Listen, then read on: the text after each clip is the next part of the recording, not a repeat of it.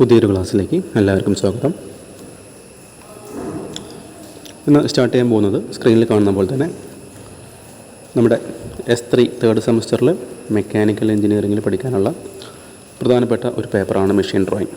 കൂടുതലായിട്ടും നമുക്കിതിൽ ഡ്രോയിങ് തന്നെയാണ് വരുന്നുണ്ടായിരിക്കുക. നമുക്കൊരു മൊഡ്യൂളിൽ മാത്രമേ ചെറിയൊരു പ്രോബ്ലം എന്ന രീതിയിലുള്ള questions exam point of view ഉണ്ടാകാറുള്ളൂ. ഓക്കെ, അപ്പോൾ നമുക്ക് ക്ലാസ് സ്റ്റാർട്ട് ചെയ്യാം. അപ്പോൾ നമ്മൾ സ്റ്റാർട്ട് ചെയ്യുമ്പോൾ ജസ്റ്റ് നമ്മുടെ ഡ്രോയിങ്ങിൻ്റെ കുറച്ച് ബേസിക്സ് നമുക്ക് ഓൾറെഡി നമ്മൾ ഫസ്റ്റ് ഇയറിൽ പഠിച്ചിട്ടുണ്ടായിരിക്കും. എന്താണ് ഫ്രണ്ട് വ്യൂ, അതുപോലെ എന്താണ് റൈറ്റ് സൈഡ് വ്യൂ, അല്ലെങ്കിൽ എന്താണ് ലെഫ്റ്റ് സൈഡ് വ്യൂ, അതുപോലെ ടോപ്പ് വ്യൂ, അല്ലെങ്കിൽ അതിൻ്റെ വേറെ പേരാണ് പ്ലാന്. അതെല്ലാം നമ്മൾ ചെറിയ അല്ലെങ്കിൽ കഴിഞ്ഞ വർഷം നമ്മൾ ഫസ്റ്റ് ഇയറിൽ പഠിക്കുന്ന ടോപ്പിക്സാണ്. അതുപോലെ നമ്മൾ പേപ്പറിൻ്റെ സൈസിനെ കുറിച്ചൊക്കെ ചെറിയൊരു ധാരണ ഉണ്ടാക്കി വെക്കുക. നമുക്ക് കോമൺ ആയിട്ട് അറിയുന്ന പേപ്പറായിരിക്കും A4 സൈസുള്ള പേപ്പർ, പിന്നെ A3, A2. നമ്മൾ സാധാരണ ഡ്രോയിങ് എഞ്ചിനീയറിംഗ് ഗ്രാഫിക്സും അതുപോലെ മെഷീൻ ഡ്രോയിങ് നമ്മൾ A2 സൈസിലാണ് വരയ്ക്കാറുള്ളത്. പിന്നെ അതിൻ്റെ വലിയ സൈസാണ് A1 സൈസ്, ലാസ്റ്റ് ഏറ്റവും വലിയ സൈസാണ് A0 സൈസ്. അതുപോലെ നമുക്കറിയുന്ന പേരാണ് ഡ്രോയിങ് ബോർഡ്. നമ്മൾ ഡ്രോയിങ് ഹാൾ വെച്ച് ഡ്രോയിങ് വരയ്ക്കുന്ന അല്ലെങ്കിൽ നമ്മുടെ ഡ്രോയിങ് ഷീറ്റ് അസംബിൾ ചെയ്യുന്ന ആ ഒരു ബോർഡാണ് ഡ്രോയിങ് ബോർഡ്. പിന്നെ ഡ്രോയിങ് ബോർഡിൻ്റെ സൈസ് പറയുന്നത് നമുക്ക് എക്സാം പോയിൻ്റ് ഓഫ് വ്യൂ ആവശ്യമില്ല, ജസ്റ്റ് നമ്മളൊരു ബേസിക്സ് മനസ്സിലാക്കാൻ വേണ്ടി മാത്രം മനസ്സിലാക്കി വെക്കുക. നമ്മൾ ഡ്രോയിങ് ബോർഡിൻ്റെ മേലെ ഡ്രോയിങ് ഷീറ്റ് വെച്ച് നമ്മുടെ മിനി ഡ്രാഫ്റ്റർ ഫിറ്റ് ചെയ്ത ഒരു രീതിയാണ് ഇവിടെ കാണിച്ചുള്ളത്, ജസ്റ്റ് മനസ്സിലാക്കാനായിട്ട്. ഇതെല്ലാം നമ്മുടെ മിനി ഡ്രാഫ്റ്റർ. നമുക്കറിയാം ഡ്രോയിങ്ങിന് കുറച്ചും കൂടി എളുപ്പത്തിൽ വരയ്ക്കാൻ സഹായിക്കുന്ന ഒരു ഇൻസ്ട്രുമെൻ്റാണ്, ഡ്രോയിങ് ഇൻസ്ട്രുമെൻ്റാണ് മിനി ഡ്രാഫ്റ്റർ എന്ന് പറഞ്ഞാൽ.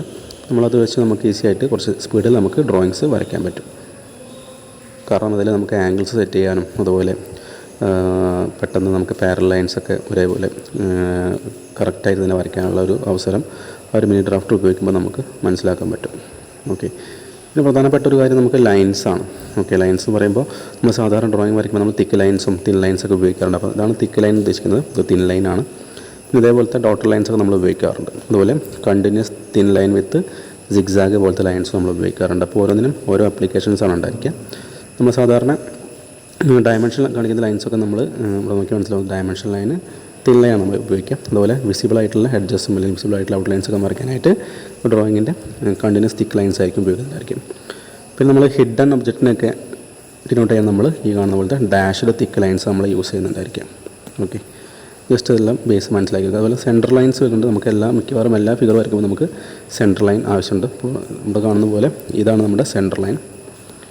സെൻറ്റർ ലൈനാണ്. അതിൽ ചെയിൻ തിൻ ലൈൻ എന്ന് പറയാറുണ്ട്. അതിൽ സെൻറ്റർ ലൈൻസ് ഓഫ് സിമെട്രി, അങ്ങനെയൊക്കെയാണ് പ്രധാനമായിട്ടും വരുന്നത്. അപ്പോൾ നമുക്ക് ആ ഒരു ലൈൻസിനെ കുറിച്ചൊക്കെ ചെറിയൊരു ധാരണ ഉണ്ടായിരിക്കണം. പിന്നെ നമുക്ക് ഡയമെൻഷനിങ്ങിനെ കുറിച്ച് അറിയുന്നുണ്ടായിരിക്കും. നമ്മൾ ആ ഒരു ഡ്രോയിങ്ങിൽ ഡിസൈനിൽ നമുക്ക് ഓരോ ഭാഗത്തിൻ്റെയും അളവുകൾ കൃത്യമായി രേഖപ്പെടുന്ന രീതിയാണ് ഇവിടെ കാണിച്ചുള്ളത്. ഇങ്ങനെയൊക്കെയാണ് നമ്മൾ ഡയമെൻഷൻ ചെയ്യുക. ഇതേപോലെ ആരോ മാർക്കുള്ള ലൈൻസ് നമ്മൾ യൂസ് ചെയ്യാം. ഓക്കെ, ഇങ്ങനെ വെച്ച് കഴിഞ്ഞാൽ അതിൻ്റെ ലെങ്ത്ത് ഇപ്പോൾ ഇവിടെ കാണിച്ച പോലെ 16 എന്ന് കാണിച്ചാൽ ഇത്രയും വരുന്ന ആ ഒരു ഡിസ്റ്റൻസ് 16 mm ആയിരിക്കും. ഓക്കെ, അപ്പോൾ നമ്മൾ എഞ്ചിനീയറിംഗ് ഡ്രോയിങ്ങിലും അല്ലെങ്കിൽ എഞ്ചിനീയറിംഗ് ഗ്രാഫിക്സിലും അതുപോലെ മെഷീൻ ഡ്രോയിങ്ങിലൊക്കെ നമ്മൾ ഓൾ ഡയമെൻഷൻസ് നമ്മൾ എടുക്കുന്നത് mm-ലാണ്. All dimensions are in mm ആയിരിക്കും. പിന്നെ നമുക്ക് ഫ്രണ്ട് വ്യൂ, ടോപ്പ് വ്യൂ, അതുപോലെ ലെഫ്റ്റ് സൈഡ് വ്യൂ ഒക്കെ നമ്മൾ മനസ്സിലാക്കാൻ നമ്മൾ ആ ഫസ്റ്റ് ക്വാഡ്രൻറ്റും സെക്കൻഡ് ക്വാഡ്രൻറ്റും തേർഡ് ക്വാഡ്രൻറ്റും ഫോർത്ത് ക്വാഡ്രൻറ്റിനെ കുറിച്ചൊക്കെ നമ്മൾ ഫസ്റ്റ് ഇയറിൽ പഠിച്ചിട്ടുണ്ടായിരിക്കും. അപ്പോൾ നമുക്ക് ഇത് വെർട്ടിക്കൽ പ്ലെയിനാണ് കാണുന്നത്, അതുപോലെ ഇത് ഹൊറിസോണ്ടൽ പ്ലെയിൻ. ഇപ്പോൾ നമ്മളിവിടെ ഒരു ഒബ്ജക്റ്റ് വെച്ച് കഴിഞ്ഞാൽ നമുക്ക് ഫ്രണ്ട് വ്യൂ നോക്കുമ്പോൾ നമുക്കത് വെർട്ടിക്കൽ പ്ലെയിനിലും ടോപ്പ് വ്യൂ നോക്കുമ്പോൾ അത് ഹൊറിസോണ്ടൽ പ്ലെയിനിൽ വരും. പിന്നെ ഈ ഒരു പ്ലെയിൻ നമ്മൾ താഴോട്ട് നിവർത്തുമ്പോൾ എന്തായിരിക്കും ഫ്രണ്ട് വ്യൂ മേലെയും ടോപ്പ് വ്യൂ താഴെയും വരും. അത് നമുക്ക് ഓൾറെഡി ഫസ്റ്റ് ഇയറിൽ നമ്മൾ പഠിച്ചിട്ടുണ്ടായിരിക്കും. ഓക്കെ, ഇവിടെ കാണുന്ന പോലെ തന്നെ ഇത് വെർട്ടിക്കൽ പ്ലെയിൻ നമ്മൾ നിവർത്തി കഴിഞ്ഞാൽ ഇതേപോലെ നമുക്ക് ഫ്രണ്ട് വ്യൂ മേലെയും വരും, ടോപ്പ് വ്യൂ താഴെയും വരും. ഓക്കെ, അത് നമ്മുടെ ഫസ്റ്റ് ആംഗിളാണ്. ഇനി തേർഡ് ആംഗിൾ ആകുമ്പോൾ നേരെ തിരിച്ച് വരും. തേർഡ് ആംഗിൾ എന്ന് പറയുമ്പോൾ നമ്മുടെ ഇവിടെ ഒബ്ജക്റ്റ് വെച്ച് വരയ്ക്കുന്നതാണ് നമ്മൾ ഫസ്റ്റ് ആംഗിൾ. എന്നാൽ ഈ മൂന്നാമത്തെ ക്വാർട്ടറിൽ വെച്ച് വരയ്ക്കുന്നതാണ് നമ്മുടെ തേർഡ് ആംഗിൾ. അപ്പോൾ തേർഡ് ആംഗിൾ ആകുമ്പോൾ വരുന്ന വ്യത്യാസം എന്ന് പറഞ്ഞാൽ നമ്മുടെ ഫ്രണ്ട് വ്യൂ താഴെയും വരും, ടോപ്പ് വ്യൂ മേലും വരും. ഇവിടെ ആയിരിക്കും, ഇവിടെ ശ്രദ്ധിച്ചാൽ മനസ്സിലാവും. ഇവിടെ നമ്മൾ ഒബ്ജക്റ്റ് വെച്ച് കഴിഞ്ഞാൽ ഫ്രണ്ട് വ്യൂ നമുക്ക് ഈ കാണുന്ന പോലെ വെർട്ടിക്കൽ പ്ലെയിനിലും വരും. ഇതങ്ങോട്ട് നിവർത്തി കഴിഞ്ഞാൽ ടോപ്പ് വ്യൂ വരിക ഹൊറിസോണ്ടൽ പ്ലെയിനിലായിരിക്കും. നേരെ തിരിച്ച് വരും. ഇത് ടോപ്പ് വ്യൂ ആയിരിക്കും, ഇത് ഫ്രണ്ട് വ്യൂ ആയിരിക്കും. എന്നാൽ ഫസ്റ്റ് ആംഗിൾ ആകുമ്പോൾ ഇവിടെ ഫ്രണ്ട് വ്യൂ വരും, ഇവിടെ ടോപ്പ് വ്യൂ വരും. ഓക്കെ, ടോപ്പ് വ്യൂ വരും. അങ്ങനെ ജസ്റ്റ് ഒന്ന് മനസ്സിലാക്കി വെക്കുക. ഓക്കെ, ഇതാണ് നമ്മൾ ഉദ്ദേശിക്കുന്നത്. അതായത് ഈ കാണുന്ന ഒരു ഒബ്ജക്റ്റിനെ നമ്മൾ ഫ്രണ്ട് വ്യൂ വരയ്ക്കുമ്പോൾ നമ്മൾ ഈ ഡയറക്ഷൻ നോക്കുന്ന സമയത്ത് ഫസ്റ്റ് ആംഗിൾ ആകുമ്പോൾ ഇതിൻ്റെ ഫ്രണ്ട് വ്യൂ ഇവിടെ കാണുന്ന പോലെ ഇങ്ങനെ വരും. നമ്മൾ മേലെ നോക്കുമ്പോൾ ഇതിൻ്റെ ടോപ്പ് വ്യൂ ഇവിടെ കാണുന്ന പോലെ ഇങ്ങനെ വരും. അപ്പം ഈ ഒരു ക്വാഡ്രൻറ്റ് നേരെ താഴോട്ടും ഇങ്ങോട്ട് നിവർത്തി കഴിഞ്ഞാൽ എന്ത് ചെയ്യും, നേരത്തെ പറഞ്ഞ പോലെ ഫ്രണ്ട് വ്യൂ മേലും ടോപ്പ് വ്യൂ താഴെയും വരും. ഓക്കെ, ഇപ്പോൾ ഇവിടെ കാണുന്ന പോലെ ഇത് ഫ്രണ്ട് വ്യൂ മേലെ വന്നു, ടോപ്പ് വ്യൂ താഴെ വന്നു. ഇനി ഇത് തേർഡ് ആംഗിൾ ആകുമ്പോൾ നേരെ തിരിച്ച് വരും, ടോപ്പ് വ്യൂ മേലെയും വരും, ഫ്രണ്ട് വ്യൂ താഴെ വരും. നമ്മൾ ഇത് നോക്കി കഴിഞ്ഞാൽ നമുക്ക് മനസ്സിലാവും. തേർഡ് ആംഗിൾ ആകുമ്പോൾ നമുക്കറിയാം അത് ഈ ക്വാഡ്രൻറ്റിലാണ് വെക്കുന്നുണ്ടായിരിക്കുക, ഫസ്റ്റ് ആംഗിൾ ആകുമ്പോൾ ഈ ക്വാഡ്രൻറ്റിലാണ്. അപ്പോൾ ഇത് ഇങ്ങോട്ട് നിവർത്തുമ്പോൾ നേരെ തിരിച്ചും വരും, ഇത് ഇങ്ങോട്ട് നിവർത്തുമ്പോൾ നേരെ അതിന് ഓപ്പോസിറ്റ് ആയിട്ടായിരിക്കും അതിൻ്റെ വ്യൂസ് വരിക. ഓക്കെ, ജസ്റ്റ് ഇതെല്ലാം നമ്മൾ ഇത് ഫസ്റ്റ് ഇയറിൽ പഠിച്ച കാര്യം തന്നെയായിരിക്കും. ഓക്കെ,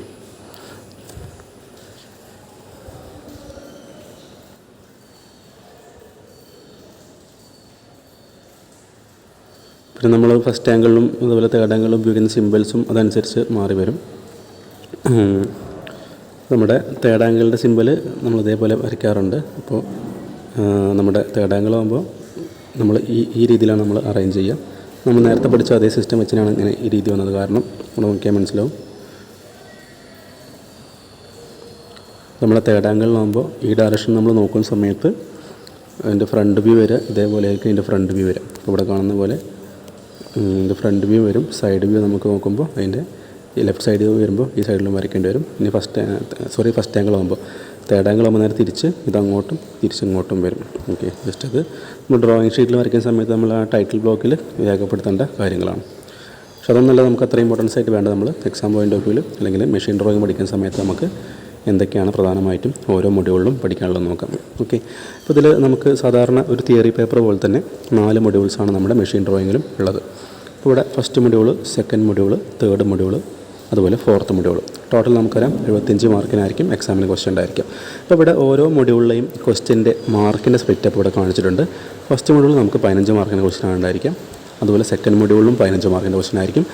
അതുപോലെ ഫോർത്ത് മൊഡ്യൂളിലും 15 മാർക്കിൻ്റെ ക്വസ്റ്റ്യൻ ആയിരിക്കും. എന്നാൽ നമ്മുടെ തേർഡ് മൊഡ്യൂളിൽ 30 മാർക്കിൻ്റെ ക്വസ്റ്റ്യനാണ് എക്സാമിന് ഉണ്ടായിരിക്കുക. ഓക്കെ, അപ്പോൾ നമുക്കറിയാം 75 മാർക്കിൽ ശരിക്കും 30 മാർക്ക് കിട്ടിയാൽ നമ്മൾ പാസ് മാർക്കാണ് അല്ലേ. 75ൻ്റെ 40% ആണ് 30. സോ 30 മാർക്ക് കിട്ടിയാൽ നമ്മൾ പാസ് മാർക്കാണ്. അത് ഏത് സമയത്താണ് നമ്മൾ പാസ്സാവുക? അതായത് നമ്മുടെ ഇൻറ്റേർണൽ മാർക്ക് 50 മാർക്കിൽ മിനിമം 20 മാർക്കുള്ള ആൾക്ക് ഈ പറഞ്ഞ 30 മാർക്ക് കിട്ടിക്കഴിഞ്ഞാൽ നമുക്ക് പാസ്സാകാൻ കഴിയുള്ളൂ. അഥവാ ഈ പറഞ്ഞ 20 മാർക്കിൽ എത്രയെങ്കിലും മാർക്ക് കുറവുണ്ടെങ്കിൽ, ഇപ്പോൾ 20 പകരം 50ൽ 18 ആണെങ്കിൽ നമുക്ക് എന്ത് ചെയ്യാൻ കഴിയില്ല, 75ൽ 30 കിട്ടിയാലും പാസ്സാകാൻ കഴിയില്ല. 18 പറയുമ്പോൾ 20നേക്കാളും 2 മാർക്ക് കുറവാണ്. സോ ഇവിടെ 30ൻ്റെ കൂടെ ആ കുറവുള്ള മാർക്ക് കൂടുതലുണ്ടെങ്കിൽ മാത്രമേ നമുക്ക് ആ ഒരു സബ്ജക്റ്റിൽ പാസ്സാകാൻ പറ്റുള്ളൂ. നിങ്ങൾക്ക് എല്ലാവർക്കും അറിയുന്ന കോമൺ ആയിട്ടുള്ള കാര്യങ്ങളായിരിക്കും. അപ്പോൾ നമ്മളിനി ഇന്ന് ക്ലാസ് സ്റ്റാർട്ട് ചെയ്യാൻ പോകുന്ന നമ്മുടെ ഫസ്റ്റ് മൊഡ്യൂളിലെ ടോപ്പിക്സാണ്. അപ്പോൾ നമുക്ക് ഓരോന്നും നോക്കുന്ന സമയത്ത് ഇവിടെ നോക്കാം. ഇപ്പോൾ ഞാൻ നമ്മുടെ ഫസ്റ്റ് മൊഡ്യൂളിൽ പഠിക്കാനുള്ള പ്രധാനപ്പെട്ട കാര്യങ്ങൾ ഇവിടെ കാണിച്ചിട്ടുണ്ട്. ഇതിൽ താഴെ കാണിച്ചിരിക്കുന്നത് നോക്കിയാൽ മനസ്സിലാവും. ഇവിടെ റെഡിൽ 4ഉം 5ഉം മാർക്ക് ചെയ്തിട്ടുണ്ട്. ഓക്കെ, റെഡ് കളറിൽ 4ഉം 5ഉം മാർക്ക് ചെയ്യുന്നത്. അതിനർത്ഥം നമുക്ക് എക്സാം പോയിൻ്റ് ഓഫ് വ്യൂവിൽ ചോദിക്കുന്ന ക്വസ്റ്റ്യൻസാണ് ഈ 4ഉം 5ഉം പറയുന്നത്. ഓക്കെ, ഇപ്പോൾ നമുക്ക് ഇവിടെ ക്വസ്റ്റ്യൻ നോക്കിയാൽ മനസ്സിലാവും. External bolt, okay, external bolt, nut, washer and plate. ഇതാകുമ്പോൾ square bolt, square nut, washer and plate. അപ്പോൾ നമുക്ക് ഈ 4ാമത്തെയോ 5ാമത്തെ ഫിഗർ അല്ലെങ്കിൽ ആ ഡ്രോയിങ് നമുക്ക് വരയ്ക്കാൻ പഠിക്കണമെന്നുണ്ടെങ്കിൽ നമ്മൾ ആദ്യം ഈ ഒരു 3 ഡ്രോയിങ്ങുകൾ സെപ്പറേറ്റ് നമുക്ക് വരച്ചിട്ടൊരു ഏകദേശം ഒരു ഐഡിയ ഉണ്ടെങ്കിൽ മാത്രമേ നമുക്ക് ഈ 4ാമത്തെ 5ാമത്തെ ഫിഗർ നമുക്ക് വരയ്ക്കാൻ പറ്റുള്ളൂ. ഓക്കെ, അപ്പോൾ നമ്മൾ ശരിക്കും എക്സാം പോയിൻ്റ് ഓഫ് വ്യൂവിൽ നമ്മൾ ഫസ്റ്റ് മൊഡ്യൂളിൽ ഒരു പോർഷനിൽ നമുക്ക് ഈ 4ാമത്തെയോ 5ാമത്തെയോ അല്ലെങ്കിൽ 4ഉം 5ഉം ഫിഗർ നമ്മൾ പഠിച്ചു വെച്ചാൽ നമുക്ക് ശരിക്കും പറഞ്ഞാൽ 15 മാർക്ക് നമുക്ക് ഷുവറായിട്ടും സ്കോർ ചെയ്യാൻ പറ്റും. ഓക്കെ, ഇപ്പോൾ നമ്മുടെ എല്ലാ തിയറി പേപ്പറിൻ്റെ ക്വസ്റ്റ്യൻ പേപ്പർ നോക്കിയാൽ നമുക്കറിയാം.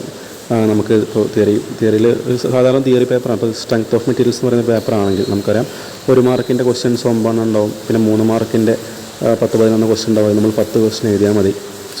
8 ക്വസ്റ്റ്യൻ എഴുതിയാൽ മതി അല്ലേ. 10 ക്വസ്റ്റ്യൻ ഉണ്ടെങ്കിൽ 8 ക്വസ്റ്റ്യൻ എഴുതിയാൽ മതി. പിന്നെ 7 മാർക്കിൻ്റെ ക്വസ്റ്റ്യൻസ് ഉണ്ടാവും.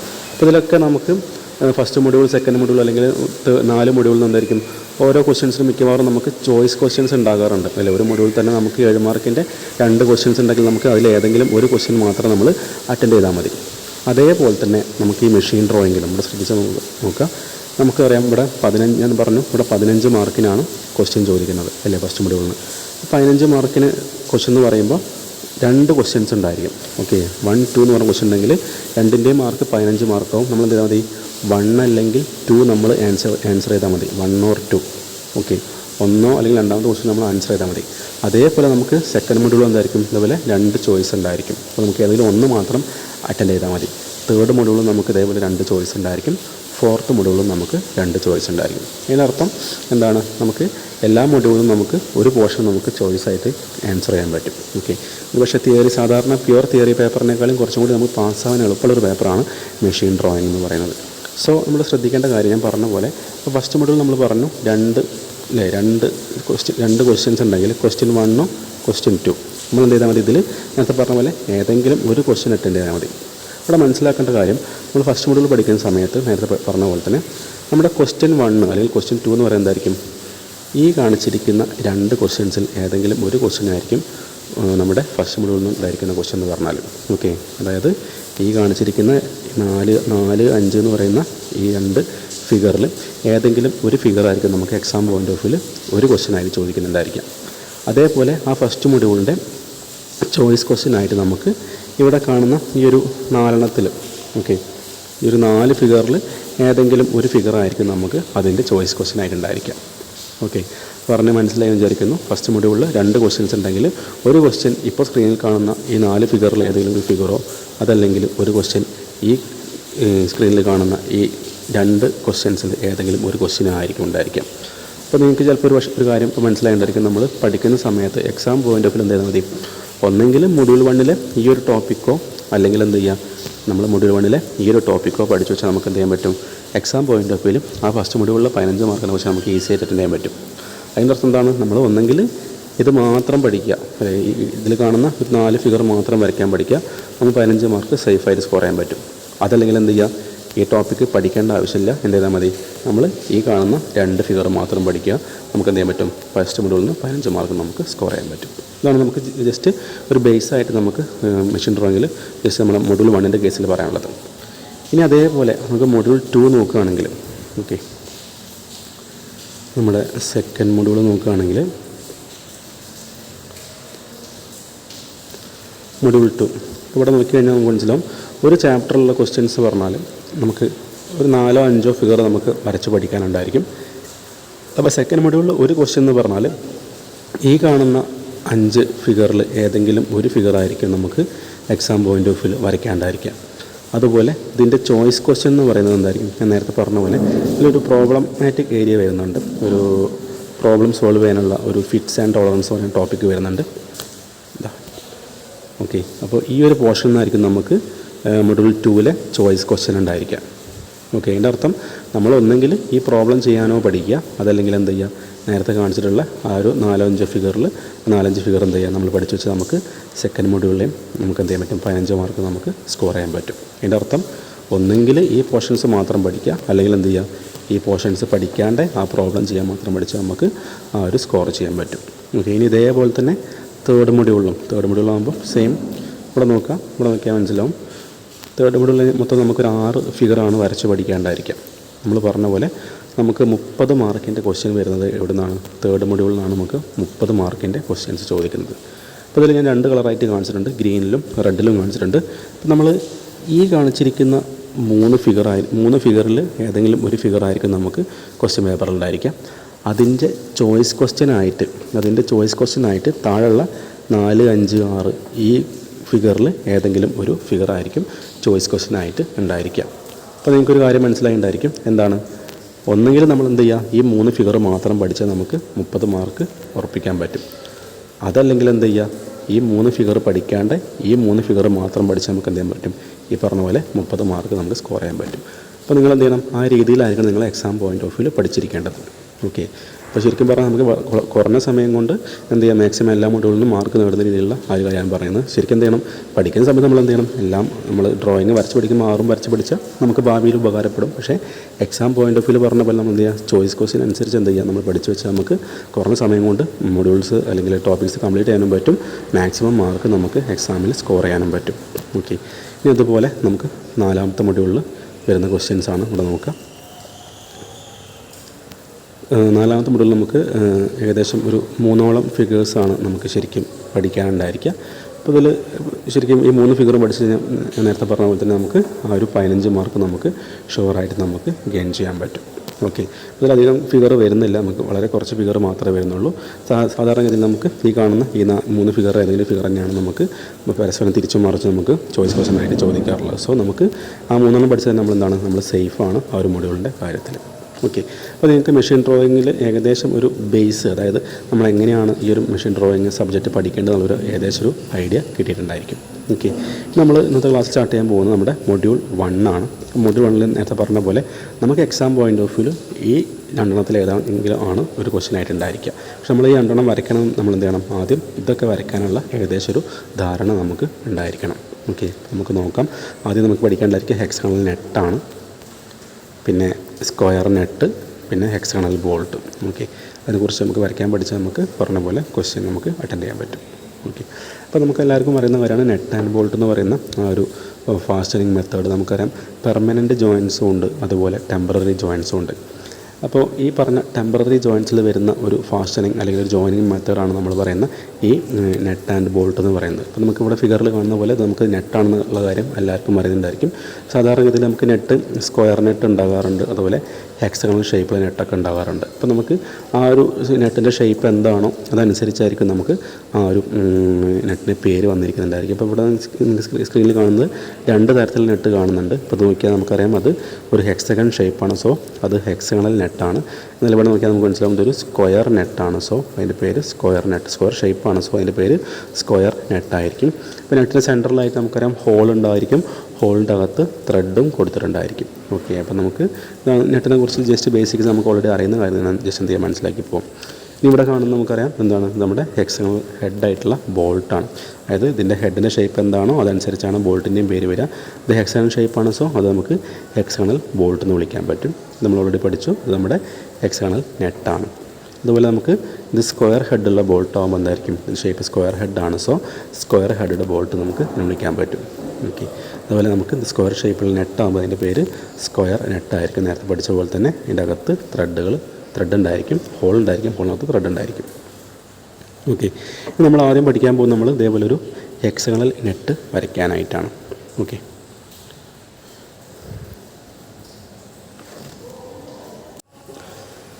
അപ്പോൾ ഇവിടെ ഈ ഒരു നെറ്റ് വരയ്ക്കാനുള്ള അതിൻ്റെ ക്വസ്റ്റ്യൻ നമുക്കിവിടെ മേലെ കാണുന്നുണ്ടായിരിക്കും.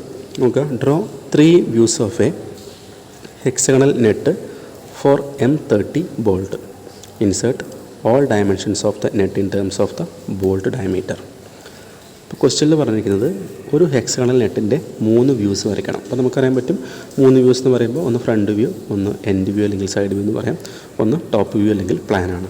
ഓക്കെ, അപ്പോൾ വരയ്ക്കേണ്ട നെറ്റിൻ്റെ സൈസ് എന്ന് പറഞ്ഞാൽ ഒരു M30 ബോൾട്ടിന് സ്യൂട്ടബിൾ ആയിട്ടുള്ള ഒരു നെറ്റാണ് നമ്മൾ വരയ്ക്കേണ്ടത്. സോ M30 ബോൾട്ടിന് സ്യൂട്ടബിൾ ആയിട്ടുള്ള നെറ്റ് എന്ന് പറയുമ്പോൾ എന്തായിരിക്കും, ആ നെറ്റിൻ്റെ സൈസ് എന്തായിരിക്കും, M30 ആയിരിക്കും. അപ്പോൾ നമുക്ക് ചിലപ്പോൾ ആദ്യം കേൾക്കുന്ന ടേം ആയിരിക്കും M30 എന്നുള്ളത്. അതിൽ M എന്ന് ഉദ്ദേശിക്കുന്നത് എന്താണ്, ആ ഒരു ബോൾട്ടിൻ്റെ അല്ലെങ്കിൽ ആ ഒരു നെറ്റിൻ്റെ മേജർ ഡയമീറ്ററാണ്. ഓക്കെ, ആ ഒരു നെറ്റിൻ്റെ അല്ലെങ്കിൽ ബോൾട്ടിൻ്റെ മേജർ ഡയമീറ്ററാണ് M30 എന്ന് പറഞ്ഞാൽ. അപ്പോൾ ശരിക്കും എന്താണ് ഈ മേജർ ഡയമീറ്റർ ഉദ്ദേശിക്കുന്നത് മനസ്സിലാക്കാനായിട്ട് ഇവിടെ നോക്കുക. അപ്പോൾ നമുക്കറിയാം നമ്മുടെ ഈ ഒരു ഇവിടെ ഫിഗറിൽ കാണുന്ന നമ്മുടെ ഈ ഒരു ബോൾട്ടിന് മേലെ കൂടെ ത്രെഡ് കൊടുത്തിട്ടുണ്ട് അല്ലേ. അപ്പോൾ നമുക്ക് ജസ്റ്റ് അതിൻ്റെ സൈഡ് വ്യൂ വരയ്ക്കുകയാണെങ്കിൽ നമുക്ക് വേണമെങ്കിൽ നമ്മുടെ ബോൾട്ടിൻ്റെ സൈഡ് വ്യൂ ഇങ്ങനെ അല്ലേ, ഏകദേശം ആ ത്രെഡ് ഉള്ള കാരണം നമുക്ക് സൈഡിൽ നോക്കുമ്പോൾ ഇങ്ങനത്തെ രീതിയിലായിരിക്കും നമുക്ക് കാണുന്നുണ്ടായിരിക്കാം. സോ ഇതിൽ മേജർ ഡയമീറ്റർ എന്ന് പറഞ്ഞാൽ ഏറ്റവും പുറത്തുള്ള ഈ ഡയമീറ്ററാണ് അതിൻ്റെ മേജർ ഡയമീറ്റർ എന്ന് പറഞ്ഞാൽ. അപ്പോൾ എന്തായിരിക്കും മൈനർ ഡയമീറ്റർ എന്ന് പറഞ്ഞാൽ, ഇവിടെ കാണുന്ന പോലെ ഇതിൻ്റെ അകത്തേക്ക് കുറച്ച് ഭാഗം കുഴിഞ്ഞിരിക്കുന്നുണ്ട് അല്ലേ. അതായത് നമുക്ക് ത്രെഡ് ഉണ്ടാകുമ്പോൾ ഇങ്ങനെ ഷേപ്പാണ് ഉണ്ടായിരിക്കും, ഇതിൻ്റെ അകത്തേക്ക് ഇങ്ങനെ കട്ടിങ് ഉണ്ടായിരിക്കും. അപ്പോൾ കട്ടിങ്ങിൻ്റെ അകത്തുള്ള ആ ഡയമീറ്ററാണ് നമ്മളതിനെ വിളിക്കുന്ന പേരാണ് മൈനർ ഡയമീറ്റർ എന്ന്. ഓക്കെ, മേജറും ഉണ്ട് മൈനറും ഉണ്ട്. മേജർ എന്ന് പറഞ്ഞാൽ വലിയ ഡയമീറ്ററാണ് മേജർ ഡയമീറ്റർ, അതുപോലെ ഈ ചെറിയ ഡയമീറ്റർ ആയിരിക്കും മൈനർ ഡയമീറ്റർ എന്ന് പറഞ്ഞാൽ. അപ്പോൾ ഇതേ സംഭവം നമ്മുടെ നെറ്റിൻ്റെ കേസിലും വരും. ഇപ്പം ഇവിടെ നോക്കിയാൽ മനസ്സിലാവും, നെറ്റിൻ്റെ കേസിൽ നമ്മളിപ്പോൾ പുറമേ നിന്ന് ഇവിടുന്ന് ഈ ഡയറക്ഷൻ നമ്മൾ നോക്കുകയാണെങ്കിൽ ശരിക്കും പറഞ്ഞാൽ നമുക്കതിൻ്റെ അകത്തുള്ള മേജർ ഡയമീറ്റർ നമുക്ക് ശരിക്കും കാണൂല. കാരണം എന്താണ്, അതിൻ്റെ അകത്തേക്ക് ഇങ്ങനെ കുഴിഞ്ഞിരിക്കുകയാണ് ചെയ്യുന്നത്. അപ്പോൾ നമ്മൾ ശരിക്കും പുറത്ത് നോക്കുമ്പോൾ എന്തായിരിക്കും, ആ മേജർ ഡയമീറ്റർ കാണാനുള്ള സാധ്യത കുറവാണ്. അപ്പോൾ നമുക്ക് ഏത് ഡയമീറ്റർ ആയിരിക്കും കാണുന്നുണ്ടായിരിക്കുക, അതിൻ്റെ അകത്തേക്ക് ഉള്ള ചെറിയ ഡയമീറ്ററാണ് നമുക്ക് കാണുന്നുണ്ടായിരിക്കുക അല്ലേ. അതായത് നമുക്ക് മൈനർ ഡയമീറ്റർ ആയിരിക്കും നമുക്ക് ഡയറക്റ്റായിട്ട് വിസിബിൾ ചെയ്യുന്നുണ്ടായിരിക്കും. ഓക്കെ, സോ ഈ പറഞ്ഞ പോലെ ഈ നെറ്റിനകത്തും മേജർ ഡയമീറ്ററും ഉണ്ട്, മൈനർ ഡയമീറ്ററും ഉണ്ട്. അപ്പോൾ നമ്മൾ M30 ബോൾട്ടിന് സൂട്ടബിൾ ആയിട്ടുള്ള നെറ്റ് എന്ന് പറയുമ്പോൾ എന്തായിരിക്കും, M30 നെറ്റ് തന്നെയായിരിക്കും. അപ്പോൾ M30 എന്ന് പറയുമ്പോൾ M4 എന്താണ്, M എന്ന് പറഞ്ഞാൽ മേജർ ഡയമീറ്റർ ഓഫ് നെറ്റാണ്. ഓക്കെ, അപ്പോൾ ഇവിടെ നമ്മൾ പറഞ്ഞു ഹെക്സഗണൽ നെറ്റിൻ്റെ 3 വ്യൂസ് വരയ്ക്കണം എന്ന് പറഞ്ഞു. അപ്പോൾ ഇവിടെ നിങ്ങൾക്ക് 2 സെറ്റ് ഫിഗർ കാണുന്നുണ്ടായിരിക്കും. ഇതൊരു സെറ്റ് ഫിഗറാണ്, അതുപോലെ ഇതും ഒരു സെറ്റ് ഫിഗറാണ്. രണ്ടും സെയിം തന്നെയാണ്. പക്ഷേ നമ്മുടെ ഈ കാണിച്ചിരിക്കുന്ന ഫിഗറിൽ നമ്മൾ അത് വരയ്ക്കാനുള്ള ഓരോ പ്രൊസീജിയറും മനസ്സിലാക്കാനുള്ള സ്റ്റെപ്പുകൾ അതിൽ കൊടുത്തിട്ടുണ്ട്. എന്നാൽ അതിൻ്റെ ഫൈനൽ ആൻസർ ആയിട്ട് വരിക നമുക്ക് ഈ ഒരു ഫിഗർ ആയിരിക്കും വിത്ത് ഡയമെൻഷൻ. ഓക്കെ, അപ്പോൾ നമ്മൾ ശരിക്കും രണ്ടും സെയിം തന്നെയാണെന്നുള്ള കാര്യം മനസ്സിലാക്കുക. അതിൻ്റെ ഫൈനൽ ആൻസറാണ് നമുക്ക് റൈറ്റ് സൈഡിൽ കാണുന്ന ഈ ഒരു ഫിഗർ. ഓക്കെ, അപ്പോൾ നമുക്കിത് വരയ്ക്കാനായിട്ടുള്ള മെത്തേഡ് എന്ന് പറഞ്ഞാൽ നമുക്ക് വേണമെങ്കിൽ ശരിക്കും പറഞ്ഞാൽ നമുക്ക് എളുപ്പത്തിൽ വരയ്ക്കാനായിട്ട് നമുക്ക് എന്ത് ചെയ്യണമെങ്കിലും ഇതിൻ്റെ പ്ലാൻ വ്യൂ, ഇതാണ് ഇതിൻ്റെ പ്ലാൻ വ്യൂ. എനിക്ക് താഴെയുള്ളതാണ് പ്ലാൻ വ്യൂ, ഇത് ഫ്രണ്ട് വ്യൂ, ഇത് എൻഡ് വ്യൂ അല്ലെങ്കിൽ സൈഡ് വ്യൂ ആണ്. ഓക്കെ, അപ്പോൾ നമ്മൾ നെറ്റിനെ നമുക്ക് പ്ലാൻ വ്യൂ എന്ന് പറയുമ്പോൾ എന്താണ്, നമ്മളിപ്പോൾ നെറ്റ് ഓക്കെ നെറ്റിന് നമ്മൾ ഫ്രണ്ട് വ്യൂ എന്ന് പറയുമ്പോൾ ഈ ഡയറക്ഷൻ നമ്മൾ നോക്കുകയാണെങ്കിൽ ഇത് ഫ്രണ്ട് വ്യൂ എന്ന് വിളിക്കുക. മേലെ നോക്കുമ്പോൾ അത് പ്ലാൻ വ്യൂ അല്ലെങ്കിൽ ടോപ്പ് വ്യൂ ആയി. ഇനി സൈഡിൽ നിന്ന് നോക്കുമ്പോൾ അത് സൈഡ് വ്യൂ അല്ലെങ്കിൽ നമുക്കാണെങ്കിൽ എൻഡ് വ്യൂ എന്ന് വിളിക്കാം. ഓക്കെ, ലെഫ്റ്റ് സൈഡ് വ്യൂ ഉണ്ടാവും, റൈറ്റ് സൈഡ് വ്യൂ ഉണ്ടാവും. അപ്പോൾ നമ്മൾ സൈഡ് നോക്കുമ്പോൾ നമുക്ക് കോമൺ ആയിട്ട് എൻഡ് വ്യൂ എന്ന് വിളിക്കാവുന്നതാണ്. ഓക്കെ, നമ്മളതിൻ്റെ ഫസ്റ്റ് നമ്മൾ പ്ലാൻ വ്യൂ വരച്ച് നമുക്ക് തുടങ്ങും. അപ്പോൾ ഇതെങ്ങനെയാണ് പ്ലാൻ വ്യൂ വരയ്ക്കാൻ നോക്കാം. നമ്മൾ പ്ലാൻ വ്യൂ വരയ്ക്കുമ്പോൾ ശ്രദ്ധിക്കേണ്ട കാര്യം, നമ്മൾ ആദ്യം ചെയ്യേണ്ട ഒരു കാര്യം എന്ന് പറഞ്ഞാൽ നമ്മൾ ഏതൊരു ഫിഗർ വരയ്ക്കുമ്പോഴും നമ്മൾ സെൻറ്റർ ലൈൻ ലൊക്കേറ്റ് ചെയ്യണം. ഓക്കെ, ഇപ്പോൾ സെൻറ്റർ ലൈൻ എന്ന് പറയുമ്പോൾ നമുക്ക് ഇവിടെ നോക്കിയാൽ മനസ്സിലാവും അതിലൂടെ ഒരു സെൻട്രൽ ലൈൻ പാസ് ചെയ്യുന്നുണ്ട്, ഇതിലൂടെ സെൻട്രൽ ലൈൻ പാസ് ചെയ്യുന്നുണ്ട് അല്ലേ. അപ്പോൾ നമ്മൾ ഇത് കണക്കാക്കി എന്ത് ചെയ്യാം, ഒരു സെൻട്രൽ ലൈൻ നമ്മൾ ആദ്യം ക്രിയേറ്റ് ചെയ്യാം. ഓക്കെ, ഇത് കണക്കാക്കി നമ്മൾ സെൻട്രൽ ലൈൻ വരയ്ക്കുക. സെൻട്രൽ ലൈൻ വരയ്ക്കുക എന്ന് പറഞ്ഞാൽ നമുക്കറിയാം ഇങ്ങനെ ഇതാണ് നമ്മൾ സെൻട്രൽ ലൈൻ കോമൺ ആയിട്ട് പറയാറുള്ളത്. ഓക്കെ, ഇതാണ് നമ്മൾ സെൻട്രൽ ലൈൻ. അപ്പോൾ എന്ത് ചെയ്യുക, നമുക്ക് ആദ്യം ആ ഒരു പ്ലാൻ വ്യൂ വരയ്ക്കാനായിട്ട് നമ്മൾ ആദ്യം സെൻട്രൽ ലൈൻ ഇങ്ങനെ വരയ്ക്കുക. ഓക്കെ, എക്സ് ആക്സിസിലും വൈ ആക്സിസിലും നമ്മൾ സെൻട്രൽ ലൈൻ വരയ്ക്കുക. അടുത്ത ചെയ്യേണ്ട കാര്യം എന്ന് പറഞ്ഞാൽ നമ്മൾ 2D ഡയമീറ്ററിൽ ഓക്കെ 2D ഡയമീറ്ററിൽ നമ്മളൊരു സർക്കിൾ വരയ്ക്കണം. ഓക്കെ, അപ്പോൾ എന്താണ് ഈ 2D ഡയമീറ്റർ എന്ന് പറഞ്ഞാൽ, നമുക്കറിയാം മേജർ ഡയമീറ്റർ പറഞ്ഞു 30 mm ആണ് അല്ലേ, M30 എന്ന് പറഞ്ഞിട്ടുണ്ട്. അപ്പോൾ M30 എന്ന് പറഞ്ഞാൽ ശരിക്കും D ആണ് 30 ഉദ്ദേശിക്കുന്നത്. അപ്പോൾ D ആണ് നമ്മൾ ഈ സ്മോൾ ലെറ്റർ D ആണ് ശരിക്കും മേജർ ഡയമീറ്റർ വെച്ച് നമ്മൾ റെപ്രസെൻറ്റ് ചെയ്യുക. അപ്പോൾ സ്മോൾ ലെറ്റർ D എന്ന് പറയുന്നത് എന്തായിരിക്കും 30 mm ആയിരിക്കും. സോ 2D എന്തായിരിക്കും 2 × 30 mm ആണ്. സോ അതിന് ആൻസർ നമുക്ക് കിട്ടുക 60 mm ആയിരിക്കും 2D എന്ന് പറഞ്ഞാൽ.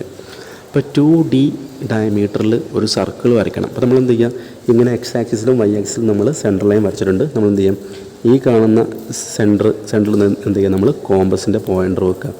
ശേഷം എന്ത് ചെയ്യുക, 60 mm ഡയമീറ്റർ എന്ന് പറയുമ്പോൾ ടോട്ടൽ ഡയമീറ്ററാണ് 60 mm. അതിൻ്റെ അർത്ഥം നമ്മൾ വരയ്ക്കാൻ പോകുന്ന സർക്കിളിൻ്റെ റേഡിയസ് എത്ര ആയിരിക്കണം, റേഡിയസ് 30 mm ആയിരിക്കണം. അതിൻ്റെ അർത്ഥം നമ്മൾ കോമ്പസിൽ കോമ്പസിൽ പോയിൻ്റ് ഉണ്ടാവും, ഇവിടെ പെൻസിലുണ്ടാവും അല്ലേ, ഇവിടെ പെൻസിലുണ്ടാവും, പോയിൻ്റ് ഉണ്ടാവും അല്ലേ.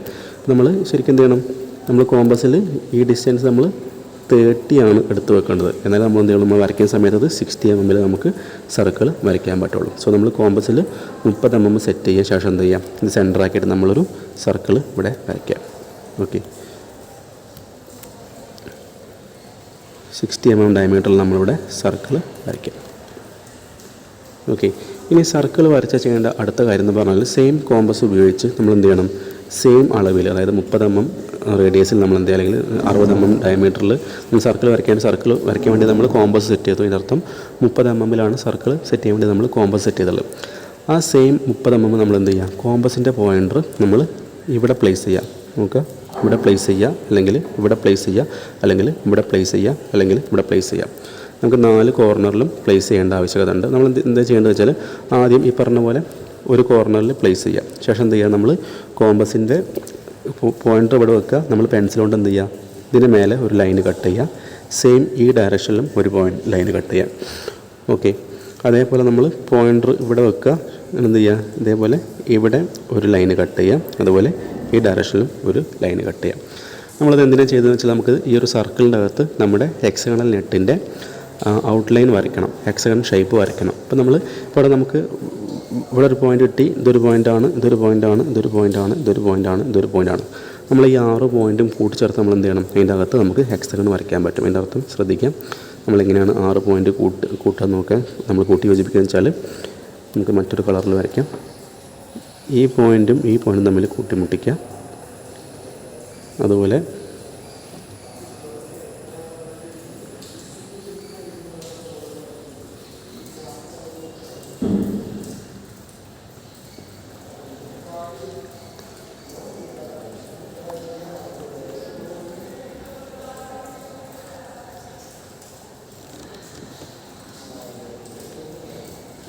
സോറി പറഞ്ഞു മാറിപ്പോയി, നമ്മൾ കൂട്ടി യോജിപ്പിക്കേണ്ട പോയിൻറ്റ്സ്.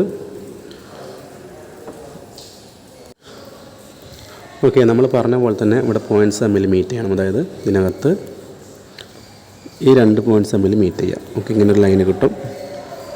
അതുപോലെ ഇവർ തമ്മിൽ മീറ്റ് ചെയ്യുക, ഒരു ലൈന് കിട്ടും. ശേഷം ഈ പോയിൻറ്റും ഈ പോയിൻറ്റും തമ്മിൽ മീറ്റ് ചെയ്യുക, ഇതും തമ്മിൽ മീറ്റ് ചെയ്യാം. ഓക്കെ,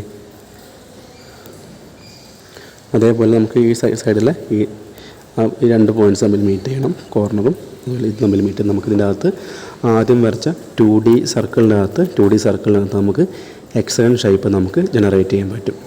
ഓക്കെ, ശേഷം ചെയ്യേണ്ട അടുത്ത സ്റ്റെപ്പ് എന്ന് പറഞ്ഞാൽ നമുക്ക് നമ്മുടെ നെറ്റിൻ്റെ മേലെ, നമ്മൾ നേരത്തെ ഫിഗറിൽ പറയാൻ വിട്ടുപോയി, നമ്മൾ നോക്കി കഴിഞ്ഞാൽ നമുക്ക് മനസ്സിലാവുന്നൊരു കാര്യമാണ്, ഈ നെറ്റിൻ്റെ 6 കോർണറിലും ചെരിഞ്ഞൊരു കട്ടിങ്. ഓക്കെ, ഈ ഒരു കോർണറിലും അതുപോലെ 6 കോർണേഴ്സിലും നമുക്ക് ചെരിഞ്ഞൊരു കട്ടിങ് കൊടുത്തിട്ടുണ്ടായിരിക്കും.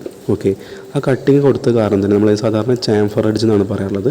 ആ കട്ടിങ് കൊടുത്ത കാരണം നമ്മൾ ഈ ഒരു ടോപ്പ് വ്യൂ നോക്കുന്ന സമയത്ത് നമുക്ക് ശരിക്കും പറഞ്ഞാൽ ഇതിൻ്റെ അകത്ത് ഒരു സർക്കിൾ ഇങ്ങനെ ഉള്ള പോലത്തെ ഒരു ഫീലാണ് നമുക്ക് തോന്നുന്നത്. ഓക്കെ, ഇതിനകത്ത് ശരിക്കും പറഞ്ഞാൽ ഒരു സർക്കിൾ ഉള്ള പോലെ നമുക്ക് ഫീൽ ചെയ്യും. കാരണം അതിൻ്റെ അകത്ത് ഓരോ കോർണറിലും ഇങ്ങനെ കട്ടിങ് ഉള്ളത് കാരണം ഇതിനിടയ്ക്കായിട്ട് എന്തായിരിക്കും, ഈ ഓരോ കോർണേഴ്സിനകത്തും ഒരു കട്ടിങ് കൊടുത്ത് കാരണം നമുക്ക് മൊത്തത്തിൽ മേലെ നോക്കുന്ന സമയത്ത്, ടോപ്പ് വ്യൂവിൽ നോക്കുന്ന സമയത്ത് ഒരു സർക്കിൾ ഉള്ളതായിട്ട് നമുക്ക് ഫീൽ ചെയ്യാറുണ്ട്. അപ്പോൾ നമ്മൾ ആ സർക്കിൾ എന്ത് ചെയ്യണം, ഇതേപോലെ തിക്കായിട്ട് വരയ്ക്കേണ്ടതുണ്ട്.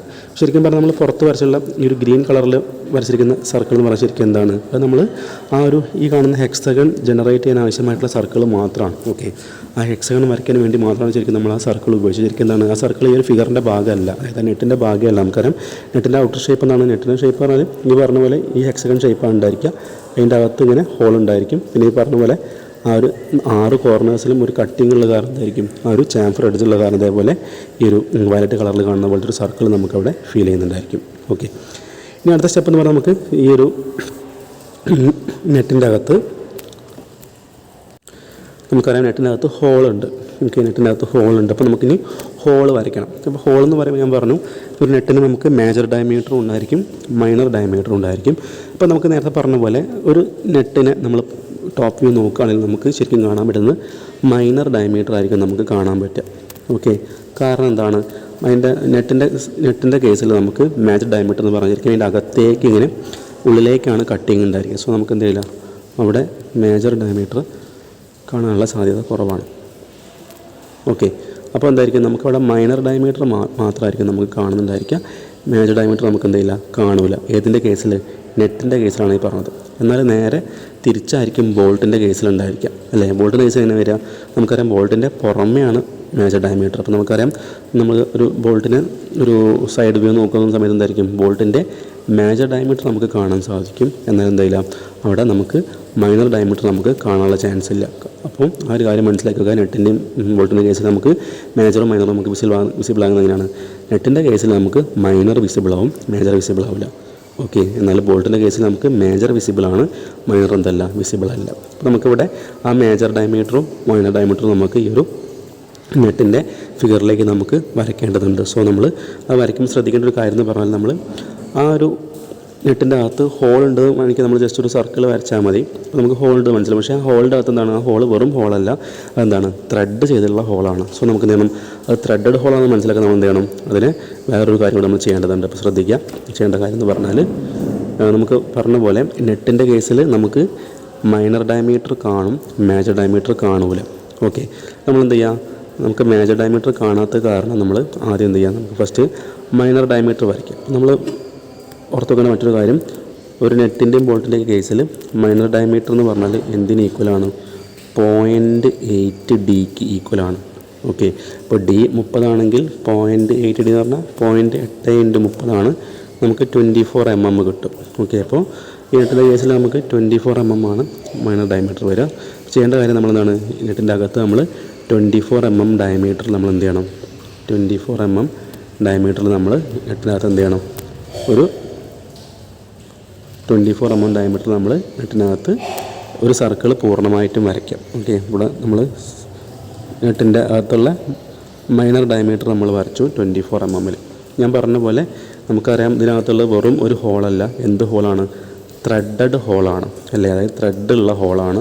സോ നമ്മൾ എന്ത് ചെയ്യണം, ആ ത്രെഡഡ് ഹോളിന് മനസ്സിലാകേണ്ടത് നമ്മൾ എന്ത് ചെയ്യണം, ഇതിനകത്ത് നമ്മൾ ഇങ്ങനെ ഫുള്ളായിട്ട് സർക്കിൾ വരയ്ക്കാൻ പാടില്ല. ഞാൻ ഓൾറെഡി നമ്മുടെ മൈനർ ഡയമീറ്ററിൽ സർക്കിൾ വരച്ചിട്ടുണ്ട്. അതായത് ഇങ്ങനെ ഒരു സർക്കിൾ വരച്ചു. എന്ത് ചെയ്യാൻ പാടില്ല, അതിൻ്റെ പുറത്ത് നമുക്കറിയാം മേജർ ഡയമീറ്റർ എത്രയാണ്, D ആണ്, അതായത് 30 mm ആണ്. അതിൻ്റെ അർത്ഥം നമ്മൾ ഇങ്ങനെ വരയ്ക്കാൻ പാടില്ല. എന്തേ ചെയ്യാൻ പാടുള്ളൂ, നമ്മൾ ആ ഒരു സർക്കിളിൻ്റെ 3/4 മാത്രമേ വരയ്ക്കാൻ പാടുള്ളൂ. ഓക്കെ, 3/4 പറഞ്ഞാൽ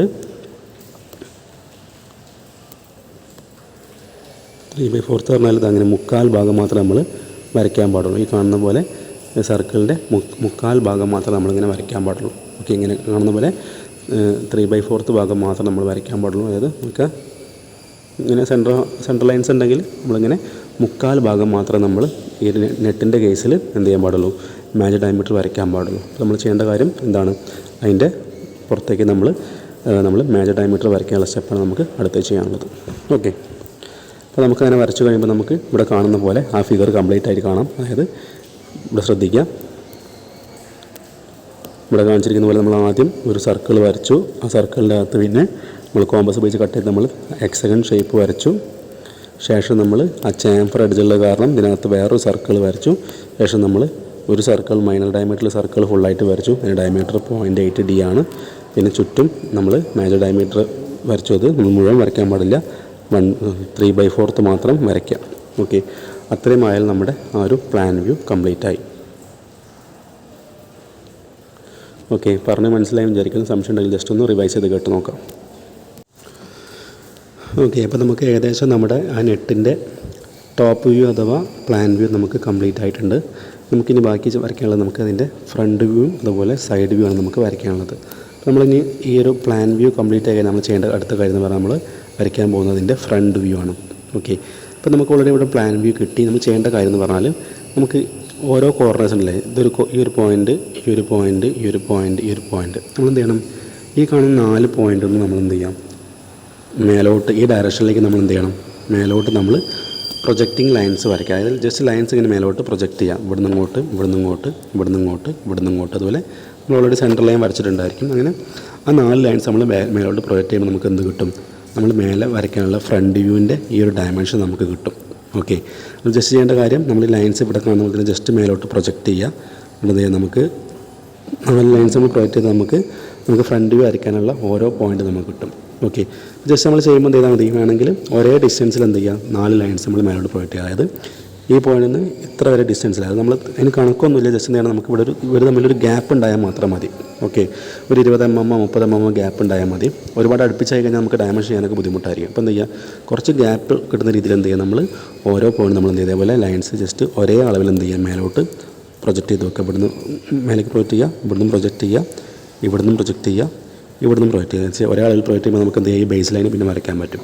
ഓക്കെ, നമ്മൾ 4 ലൈൻസ് പ്രൊജക്റ്റ് ചെയ്ത് എന്ത് ചെയ്യുക, അതിൻ്റെ എൻഡിലായിട്ട് നമ്മൾ എന്ത് ചെയ്യുക, ഈ അളവിൽ, അതായത് ആ അളവ് നമുക്ക് കിട്ടിയല്ലേ, ഈ ലൈൻ്റെ എൻഡ് ടു അടുത്ത ലൈൻ്റെ എൻഡാണ് അതിൻ്റെ അളവ് അല്ലേ, നമുക്ക് കിട്ടിയ ഈ ലൈൻ വെച്ചാൽ നമുക്ക് അതിൻ്റെ അളവ് കിട്ടി. ഇതാണ് അതിൻ്റെ ടോട്ടൽ അളവ് വരിക. ശേഷം ചെയ്യേണ്ട കാര്യം, നമ്മൾ ഇതിന് ജസ്റ്റ് ഒരു ബോക്സ് ആക്കി വരയ്ക്കാം. അതിന് മേലോട്ട് ഇങ്ങനെ ബോക്സ് ആക്കി ഇങ്ങനെ വരയ്ക്കണം അല്ലേ. പിന്നെ ഡയമെൻഷൻ എന്ന് പറഞ്ഞാൽ നമുക്ക് അറിയാത്ത ഡയമെൻഷൻ ഏതാണ്, ഈ ലെങ്ത്ത് നമുക്ക് അറിയില്ല. ബാക്കി പിന്നെ ഈ ലെങ്ത്ത് നമുക്ക് ഓൾറെഡി കിട്ടിയിട്ടുണ്ട്, വേറെ ലെങ്ത്തിൻ്റെ ആവശ്യമില്ല അല്ലേ. നമുക്ക് മേലോട്ടുള്ള ഡയമെൻഷനാണ് നമുക്ക് അറിയേണ്ടത്. അപ്പോൾ നെറ്റിൻ്റെ കേസിൽ ഈ ഒരു അളവെന്ന് പറഞ്ഞാൽ അത് D തന്നെ ആയിരിക്കും. അതായത് ഇവിടെ D എന്ന് പറഞ്ഞാൽ 30 ആണെങ്കിൽ ആ 30 mm തന്നെ ആയിരിക്കും എന്ത് ചെയ്യുക, അതിൻ്റെ ആ ഹൈറ്റ് എന്ന് പറഞ്ഞാൽ. ഓക്കെ, അതിൽ ബോൾട്ടിൻ്റെ കേസ് ആകുമ്പോൾ D വരില്ല, അവിടെ 0.8 D വരുള്ളൂ. ഓക്കെ, ആ കാര്യം മനസ്സിലാക്കി വെക്കുക. ഇപ്പോൾ നമ്മളിനി ബോൾട്ട് വരയ്ക്കുമ്പോൾ ശ്രദ്ധിച്ചാൽ മതി. ഓക്കെ, ചെയ്യേണ്ട കാര്യം, ഇപ്പോൾ നമ്മൾ D എന്ന് പറയുമ്പോൾ എന്തായിരിക്കും, ഇത് 30 mm ആയിരിക്കും അളവ് വരിക. സോ ഞാൻ പറഞ്ഞ പോലെ ജസ്റ്റ് ഒരു തിൻ ലൈൻ ഉപയോഗിച്ച് റെക്റ്റാങ്കിൾ ആയിട്ട് ജസ്റ്റ് വരച്ച് വെക്കുക. ശേഷം എന്താ ചെയ്യുക, ഇവിടെ കാണുന്ന പോലെ നമ്മളിവിടെ നേരത്തെ ലൈൻസ് പ്രൊജക്റ്റ് ചെയ്തിട്ടുണ്ട്. എന്ത് ചെയ്യുക, ഈ പോയിൻ്റ് വെച്ച് ഇങ്ങനെ റെക്റ്റാങ്കിൾ നമ്മൾ 3 ബ്ലോക്കായിട്ട് തരംതിരിക്കാം. ഓക്കെ, അപ്പോൾ നമുക്ക് ഏകദേശം ആ ഒരു ബോൾട്ട് നെറ്റിൻ്റെ ആ ഒരു ജസ്റ്റ് ഒരു ഷേപ്പ് നമുക്ക് ഫ്രണ്ട് വ്യൂവിൽ വരുന്ന ജസ്റ്റ് ഒരു ഷേപ്പ് നമുക്ക് കിട്ടിയിട്ടുണ്ടായിരിക്കും. ഇനി ചെയ്യാനുള്ള ബാക്കി കാര്യം എന്ന് പറഞ്ഞാൽ എന്താണ്, ഇതിനകത്ത് നമുക്ക് ഇങ്ങനെ ഒരു ആർക്കുകൾ കാണിക്കാണ്ടല്ലോ, 3 ആർക്കുകൾ, ഇവിടെ 3 ആർക്കുകൾ വരുന്നുണ്ട്. അത് വരാനുള്ള കാരണം എന്താണ്, നമ്മൾ നേരത്തെ പറഞ്ഞു, ഇതിനകത്തൊക്കെ ഓരോ എഡ്ജിലും എന്താണ് ഒരു കട്ടിങ്, ചെരിഞ്ഞൊരു കട്ടിങ് കൊടുത്തിട്ടുണ്ട്. ഇവിടെ നോക്കിയാൽ മനസ്സിലാവും, കണ്ടോ, ഈ ഒരു ഫിഗറിലേക്ക് നോക്കുക, ഈ ഒരു കോർണർ ഇവിടെ ചെറിയൊരു കട്ടിങ് കൊടുത്തിട്ടുണ്ട്, ഇവിടെ ഒരു കട്ടിങ് ഉണ്ട്, ഇവിടെ ഒരു കട്ടിങ് ഉണ്ട് അല്ലേ. അപ്പോൾ ആ കട്ടിങ്ങുള്ള കാരണം നമുക്ക് നോക്കിയാൽ മനസ്സിലാവും, എന്താണ് ഇവിടെ ഇങ്ങനെ ഒരു സർക്കിളുള്ള പോലെ നമുക്ക് ഫീൽ ചെയ്യുന്നുണ്ട്. ഓക്കെ, ഇതാണ് ഞാൻ നേരത്തെ പറഞ്ഞത് ആ ഒരു സർക്കിളാണ് നമ്മൾ അതിൻ്റെ മേലെ അതിൻ്റെ ഉള്ളിൽ അകത്ത് വരച്ചുള്ള സർക്കിൾ എന്ന് പറഞ്ഞാൽ. ഓക്കെ, ഇവിടെ നോക്കി മനസ്സിലാവും, ഇവിടെ കണ്ട ഒരു സർക്കിൾ നമുക്കിങ്ങനെ ഫീൽ ചെയ്യുന്നുണ്ട്. എങ്ങനെ ഫീൽ ആയത്? ഇവിടെ ഉള്ള ഈ കട്ടിങ് അല്ലേ, ഇവിടെ ഉള്ള കട്ടിങ് കാരണം ടോട്ടൽ കട്ടിങ് വന്നപ്പോൾ എന്തായി, ആ മൊത്തത്തിൽ ഒരു സർക്കിൾ പോലെ ഫീൽ ചെയ്തു. ആ സർക്കിളാണ് ശരിക്കും ഏത് സർക്കിൾ? അതിനകത്ത് കാണുന്ന ഈ സർക്കിൾ കണ്ടോ, പുറത്തുള്ള ഈ സർക്കിൾ എന്ന് പറയുന്നത് എന്താണ്? ആ കട്ടിങ് കാരണമുള്ള സർക്കിളാണ്. ഓക്കെ, ഈ സർക്കിൾ എന്ന് പറഞ്ഞാൽ ആ കട്ടിങ് കാരണമുള്ള സർക്കിളാണ്. സോ ആ കട്ടിങ് കാരണം നമുക്ക് എന്ത് ചെയ്യും, നമുക്ക് ഫ്രണ്ട് വ്യൂലും എന്തായിരിക്കും, കട്ടിങ്ങുള്ള കാരണം ഇങ്ങനെ ഒരു ആർച്ച് പോലെ നമുക്കത് ഫീൽ ചെയ്യുന്നുണ്ടായിരിക്കും. ഓക്കെ, ആർച്ച് പോലെ ഇങ്ങനെ ഇവിടെ കാണുന്ന പോലെ ഇങ്ങനെ ആർച്ച് പോലെ നമുക്ക് ഫീൽ ചെയ്യുന്നുണ്ടായിരിക്കും. നമുക്ക് പറഞ്ഞു നമ്മൾ ജസ്റ്റ് അതിനൊരു റെക്റ്റാങ്കിൾ ഷേപ്പാക്കി, അതുപോലെ അതിനെ 3ആയിട്ട് നമ്മൾ ഡിവൈഡും ചെയ്തു. നമുക്ക് അതിന് അളവ് കിട്ടിയൊക്കെയാണ് ലൈൻസ് ജസ്റ്റ് പ്രൊജക്റ്റ് ചെയ്തു. പിന്നെ നമ്മൾ മേലേക്കുള്ള അളവ് എടുത്തത് മാത്രം ഡി എന്ന് പറയുന്ന 30 mm എടുത്തു. നമ്മൾ ജസ്റ്റ് അതിനൊരു റെക്റ്റാങ്കിളാക്കി വരച്ചിട്ടുണ്ട്. ശേഷം നമുക്കിൽ ബാക്കിയുള്ള പണി എന്ന് പറഞ്ഞാൽ ഈ പറഞ്ഞ പോലെ ഈ ആർച്ചുകൾ വരയ്ക്കാൻ മാത്രമേ ഉള്ളൂ. വളരെ എളുപ്പമാണ് ആർച്ച് വരയ്ക്കാനായിട്ട്. ശ്രദ്ധിക്കേണ്ട കാര്യം കുറച്ച് വലുതാക്കി വരയ്ക്കാം. ഇപ്പം നമ്മൾ ആ ഒരു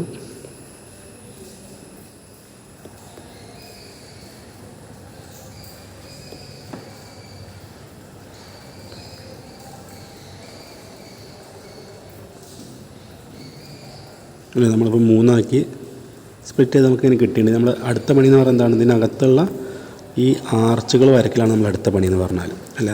അതുകൂടെ ആയ നമ്മുടെ ആ ഒരു നെറ്റിൻ്റെ ഫ്രണ്ട് വ്യൂലുള്ള കാര്യങ്ങൾ പൂർണ്ണമാവും. സോ എങ്ങനെ ആർച്ച് വരയ്ക്കാൻ നോക്കുക? വളരെ എളുപ്പമാണ്. നമ്മുടെ കയ്യിൽ പ്രൊട്രാക്ടർ ഉണ്ടെങ്കിൽ, അല്ലെങ്കിൽ നമുക്ക് മിനി ഡ്രാഫ്റ്ററാണ് നമ്മൾ ചെയ്യേണ്ട കാര്യം എന്താ വെച്ചാൽ, എന്ത് ചെയ്താൽ മതി, നമ്മളിവിടുന്ന് ഈ ഡയറക്ഷനിലേക്ക് നമുക്ക് 30 ഡിഗ്രി ആംഗിളിലൊരു ലൈൻ വരയ്ക്കാൻ പറ്റണം. ഓക്കെ, ഈ ഡയറക്ഷൻ, ഈ പോയിൻ്റ് സെൻറ്ററാക്കി വെച്ചുകൊണ്ട് നമുക്ക് ഇവിടേക്ക് 30 ഡിഗ്രിയിൽ ഒരു ആംഗിൾ വരയ്ക്കാൻ പറ്റണം. ഓക്കെ, അല്ലെങ്കിൽ ഒരു ലൈന് വരയ്ക്കാൻ പറ്റണം. അതേപോലെ നമ്മൾ ഇതേപോലെ ഒരു ലൈൻ ഇങ്ങോട്ടും വരയ്ക്കുക. അതേപോലെ ഈ പോയിന്റിൽ നമ്മൾ സെയിം സ്റ്റെപ്പ് എന്ത് ചെയ്യുക, ഈ പോയിന്റിൽ വെച്ച് എന്ത് ചെയ്യുക, ഒരു 30 ഡിഗ്രി ആംഗിളിൽ ലൈന് ഇങ്ങോട്ട് വരച്ച് വെക്കാം. നമ്മുടെ ആവശ്യം എന്ന് പറഞ്ഞാൽ നമുക്ക് ഇവിടെ വരയ്ക്കാനുള്ള ആ ഒരു കർവിൻ്റെ അല്ലെങ്കിൽ ആ ഒരു റേഡിയസ് ലൊക്കേറ്റ് ചെയ്യാനുള്ള സെൻറ്ററാണ് നമുക്ക് കിട്ടേണ്ടത്. അപ്പോൾ സെൻറ്റർ കിട്ടാനുള്ള പ്രൊസീജിയറാണ് പറയുന്നത്. ഓക്കെ, അതേപോലെ അടുത്ത സ്റ്റെപ്പ് എന്ന് പറഞ്ഞാൽ നമുക്കിവിടെ നമ്മുടെ ഈ ഒരു ഫിഗറിൽ സെൻറ്റർ ലൈൻ ഉണ്ടായിരിക്കും അല്ലേ. ഇതും കൂടെ നമുക്കത് സെൻറ്ററിൽ കൂടെയാണ് സെൻറ്റർ ലൈൻ പോകുന്നുണ്ടായിരിക്കുക. ഓക്കെ, ഇവിടെ സെൻറ്റർ ലൈൻ പോകുന്നുണ്ടായിരിക്കും.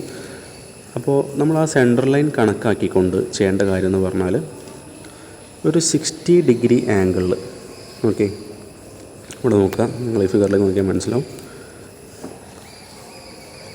ഇത് നമ്മുടെ സെൻറ്റർ ലൈനാണ് അല്ലേ. നമ്മൾ നേരത്തെ ഇവിടെ 30 ഡിഗ്രി ആംഗിളിൽ ഇങ്ങനെ ലൈൻ വരച്ചിട്ടുണ്ട്, ഇങ്ങനെ ലൈൻ വരച്ചിട്ടുണ്ട്. നമുക്കിനി എന്ത് വേണം, ആ ലൈന് ജസ്റ്റ് ലൈന് മാത്രമേ കിട്ടുള്ളൂ. എന്ത് ചെയ്യണം, ആ ലൈനിൻ്റെ ഏത് പോയിന്റിൽ വെച്ചാൽ നമുക്ക് ഈ ഒരു ആർക്ക് വരയ്ക്കാൻ പറ്റുമെന്ന് നോക്കണം. അപ്പോൾ ആ പോയിന്റ് കണ്ടെത്താനുള്ള സ്റ്റെപ്പാണ് പറയുന്നത്. ചെയ്യേണ്ട കാര്യം, നമ്മുടെ സെൻറ്റർ ലൈൻ ഉണ്ട് അല്ലേ, ഇവിടെ സെൻറ്റർ ലൈൻ ഉണ്ട്. അപ്പോൾ നമ്മൾ സെൻറ്റർ ലൈനിലൂടെ ഒന്നുകിൽ എന്ത് ചെയ്യുക, നമ്മുടെ മിനി ഡ്രാഫ്റ്ററിൽ എന്ത് ചെയ്യുക, സ്കെയിൽ ഈ ആംഗിൾ 30 ഡിഗ്രി സെറ്റ് ചെയ്ത് വെക്കുക. ഓക്കെ, ഇതിപ്പോൾ ഇതൊരു ലൈനാണെങ്കിൽ, ഇതിപ്പോൾ സെൻറ്റർ ലൈനാണെങ്കിൽ, ഇത് സെൻട്രൽ ലൈനാണെങ്കിൽ നമുക്ക് എന്ത് ചെയ്യണം, ഈ സെൻട്രൽ ലൈനിൻ്റെ അവിടുന്ന് ഈ ഡയറക്ഷനിലേക്ക് 30 ഡിഗ്രിയിൽ ആംഗിൾ അല്ലെങ്കിൽ ലൈൻ വരയ്ക്കാൻ രീതിയിൽ എന്ത് ചെയ്യുക, നമ്മൾ മിനി ഡ്രാഫ്റ്റർ ആകുമ്പോൾ മിനി ഡ്രാഫ്റ്റർ സെറ്റ് ചെയ്യാം. ഓക്കെ, എന്നിട്ട് എന്ത് ചെയ്യുക, നമ്മൾ ആ ഒരു സെൻട്രൽ ലൈനിൻ്റെ മേലെ കൂടെ ഇങ്ങനെ മിനി ഡ്രാഫ്റ്റർ ജസ്റ്റ് പാസ് ചെയ്യിച്ച് നോക്കുക. അതിൻ്റെ അർത്ഥം എന്താണെന്ന് വെച്ചാൽ, നമ്മൾ മിനി ഡ്രാഫ്റ്റർ ഇങ്ങനെ പാസ് ചെയ്യുന്ന സമയത്ത് നമുക്കറിയാം, നമ്മൾ ആംഗിൾ സെറ്റ് ചെയ്യാൻ മിനി ഡ്രാഫ്റ്റർ ഇങ്ങനെ ചെരിണ്ടാണ് നിൽക്കുന്നുണ്ടായിരിക്കും അല്ലേ.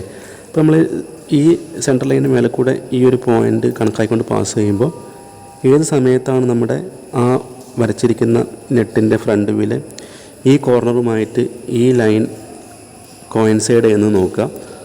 ആ പോയിന്റിൽ വെച്ച് എന്ത് ചെയ്യുക, ജസ്റ്റ് ഈ കാണുന്ന പോലെ ലൈൻ അങ്ങോട്ട് നീട്ടി വരയ്ക്കാം. നീട്ടി വരയ്ക്കണമെന്നില്ല, നമുക്ക് ഇവിടെ വരെ വരച്ചാലും മതി. അതായത് ഇവിടെ വരെ വരച്ചാലും മതി. പറഞ്ഞ് മനസ്സിലായി വിചാരിക്കുന്നു. ഈ സെൻട്രൽ ലൈൻ കണക്കാക്കിയിട്ട് മിനി ഡ്രാഫ്റ്ററിൽ 30 ഡിഗ്രി ആംഗിൾ സെറ്റ് ചെയ്ത് വെക്കുക. അതിനുശേഷം എന്ത് ചെയ്യുക, ആ മിനി ഡ്രാഫ്റ്റർ ഈ സെൻട്രൽ ലൈനിൽ കൂടെ മേലെ പാസ് ചെയ്യുന്ന സമയത്ത് ഈ പോയിന്റിലേക്ക് എപ്പോഴാണ് ആ 30 ഡിഗ്രി കോയിൻസൈഡ് ചെയ്യുന്നത്, ആ സമയത്ത് എന്ത് ചെയ്യുക, ആ മിനി ഡ്രാഫ്റ്റർ അവിടെ സ്റ്റോപ്പ് ചെയ്തിട്ട് ജസ്റ്റ് നമുക്ക് ഈ ലൈൻ അങ്ങോട്ട് വരയ്ക്കണം. അതേപോലെ നമ്മൾ എന്ത് ചെയ്യണം, ഈ സൈഡിലും അതേ പ്രൊസീജിയർ യൂസ് ചെയ്യുക. ഫൈനലി നമുക്ക് എന്ത് കിട്ടും, നമുക്ക് ഈ ലൈനും ഇവിടെ വരച്ചുള്ള 30 ഡിഗ്രി ആംഗിളുള്ള ഈ ലൈനും തമ്മിലും കൂട്ടിമുട്ടുന്ന അവിടെ ഒരു പോയിന്റ് കിട്ടും. സെയിം ഇവിടുത്തെ ഈ ലൈനും തമ്മിൽ കൂട്ടിമുട്ടുന്ന ഒരു പോയിന്റിൽ നമുക്ക് അടുത്ത പോയിന്റും കിട്ടും.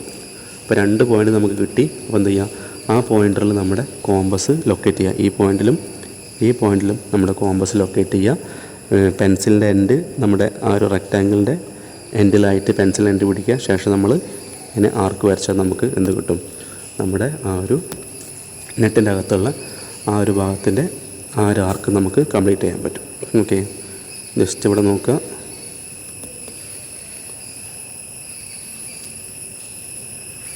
ഓക്കെ, നമ്മൾ ചെയ്യുന്ന കാര്യം നമുക്കിവിടെ 30 ഡിഗ്രിയിൽ ഇങ്ങനെ വരയ്ക്കുമ്പോൾ ഒരു ലൈൻ ഇങ്ങനെ പോയിട്ടുണ്ടാവും. പിന്നെ നമ്മൾ സെൻറ്റർ ലൈൻ കണക്കാക്കിയിട്ട് എന്ത് ചെയ്തു, ഇവിടെ നിന്ന് 30 ഡിഗ്രിയിൽ ലൈൻ നമുക്ക് ഇങ്ങനെ കിട്ടിയിട്ടുണ്ടായിരിക്കും. അപ്പോൾ നമുക്ക് ഇവിടെ കൂട്ടി മുട്ടി ഇവിടെ ഒരു പോയിൻ്റ് കിട്ടി.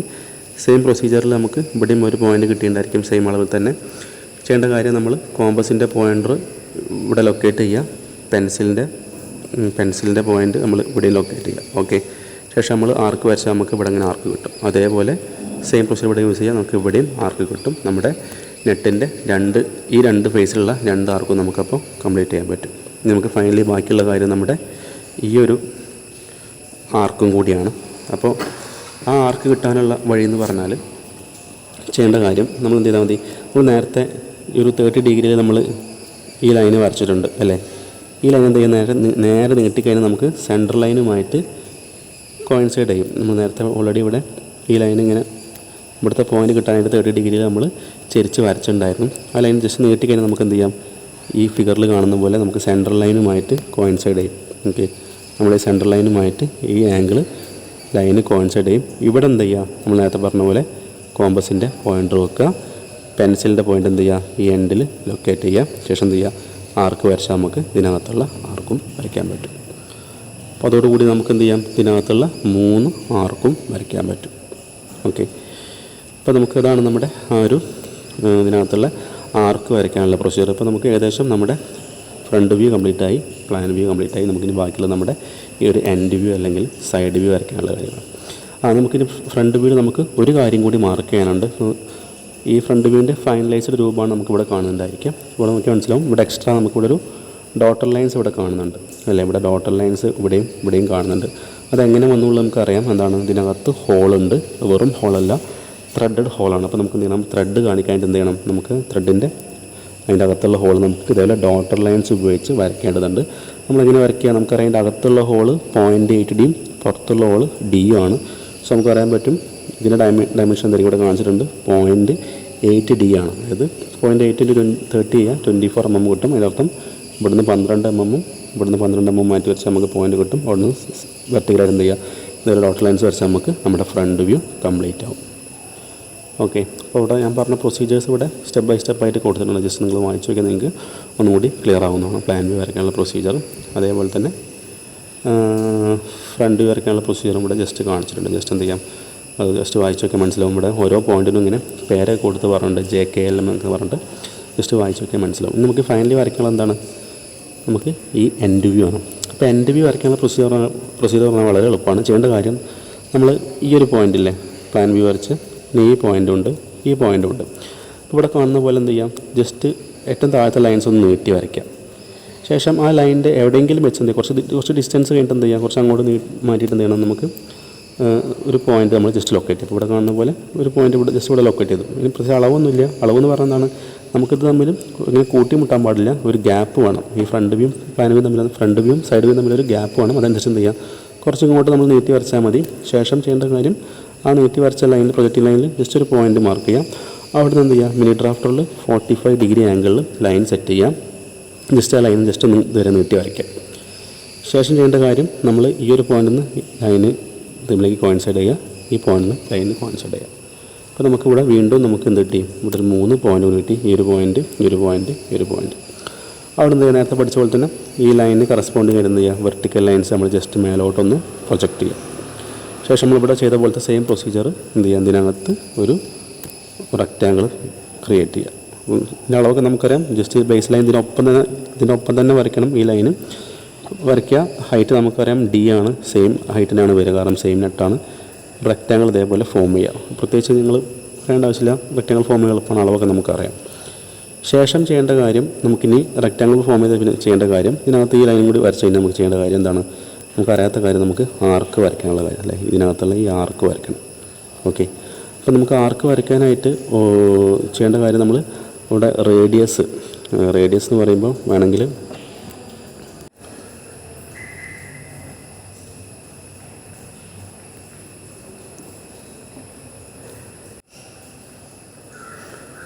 ഇതിൻ്റെ മേലെ നമുക്ക് ഈ ഒരു ആർക്ക് വരയ്ക്കാനായിട്ട്, ഓക്കെ, ഈ ആർക്ക് വരയ്ക്കാനായിട്ട് അതിൻ്റെ റേഡിയസ് എന്ന് പറയുന്നത് നിങ്ങൾ കോമ്പസിൽ 1.3D സെറ്റ് ചെയ്യണം. അപ്പോൾ 1.3D എന്ന് പറയുമ്പോൾ 1.3 × 30 ചെയ്യുക. അപ്പോൾ നമുക്ക് 39 mm കിട്ടും. ഓക്കെ, 39 mm നമ്മൾ കോമ്പസിൽ സെറ്റ് ചെയ്ത് വെക്കുക. ശേഷം ചെയ്യേണ്ട കാര്യം, നമുക്ക് ഈ ഒരു ലൈനിൻ്റെ, അതായത് ഇവിടുന്ന് ഇവിടം വരെയുള്ള ഇതിൻ്റെ സെൻറ്റർ ലൈൻ നമുക്ക് കാണണം. ഒന്നുകിൽ നമുക്ക് ഒന്നുകിൽ ചെയ്യേണ്ട കാര്യം, നമ്മൾ ഇത് സ്കെയിലിൽ അളന്ന് നോക്കുക, ഈ അളവ് എത്രയാണ് നോക്കുക, അതിൻ്റെ കറക്റ്റ് നമ്മൾ മിഡ് പോയിൻ്റ് എടുത്താലും മതി. അതുപോലെ നമ്മൾ ഇവിടെ മിഡ് പോയിൻ്റ് കാണണം. അല്ലെങ്കിൽ നമുക്കറിയാവുന്നൊരു മെത്തേഡായിരിക്കും നമ്മൾ ബൈസെക്റ്റ് ചെയ്യുക. അതായത് ജസ്റ്റ് എന്ത് ചെയ്യുക, കോമ്പസിൻ്റെ പോയിൻ്റർ ഇവിടെ വെക്കുക, ഇതിൻ്റെ സെൻറ്ററിനേക്കാൾ അധികം എന്ത് ചെയ്യുക, പെൻസിൽ കുറച്ചധികം നമ്മൾ എക്സ്പാൻഡ് ചെയ്ത് വെക്കുക. ശേഷം നമ്മൾ ഇതേപോലെ ബൈസെക്റ്റ് ചെയ്ത് ലൈൻസ് വരച്ചാൽ നമുക്ക് എന്ത് കിട്ടും, നമുക്ക് സെൻറ്റർ ലൈൻ കിട്ടും.